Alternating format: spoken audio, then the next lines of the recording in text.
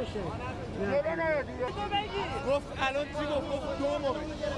آقا دو دیگه.